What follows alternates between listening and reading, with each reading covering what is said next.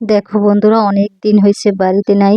অনেক দিন পরে বাড়ি আসছি, আর অনেক কিছু বাইরে শুকা দিছি।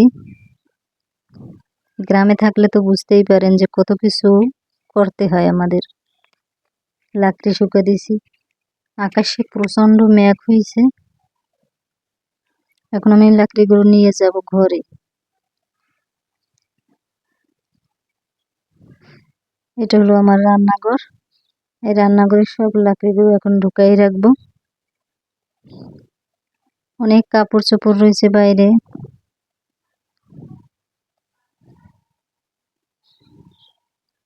এগুলো এখন আমি ঝাড়ু দিয়ে গুছিয়ে রাখলাম।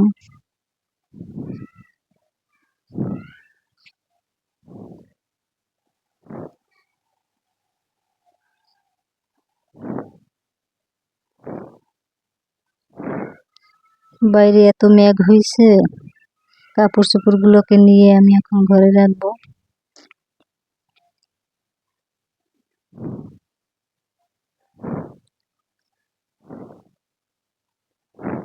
বাড়ি ঘরের কি অবস্থা হয়েছে, বৃষ্টি হয়েছে তো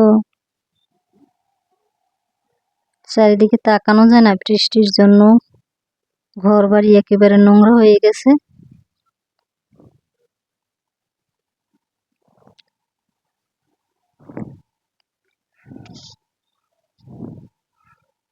চাল শুকা দিয়েছিলাম আজকে, এই যে আওলা চাল, আতপ চাল যেটাকে বলে। চালগুলোও কেরিতে ধরছে, এগুলো এখন পরিষ্কার করে ঘরে নেব। ধোয়া উঠতেছে চাল থেকে।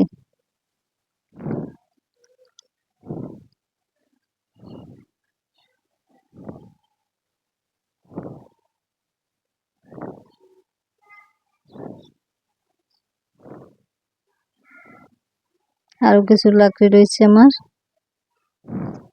এগুলো এখন রেখে আসবো রান্নাঘরে।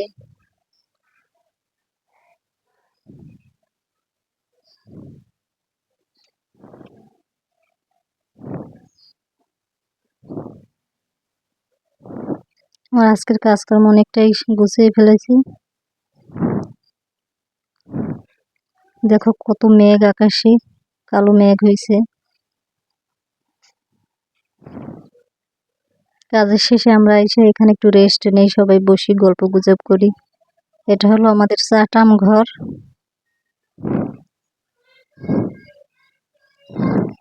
গ্রামে ঘরে বসতে কেউই চায় না, বাইরে একটু আড্ডা মারতে সবাই ভালো লাগে। এই জায়গাটায় বসে আমরা সারাদিন কাটাই, খাওয়া দাওয়া থেকে শুরু করে রাত 12টা পর্যন্ত এখানে গল্প গুজব চলে। খুবই ভালো লাগে।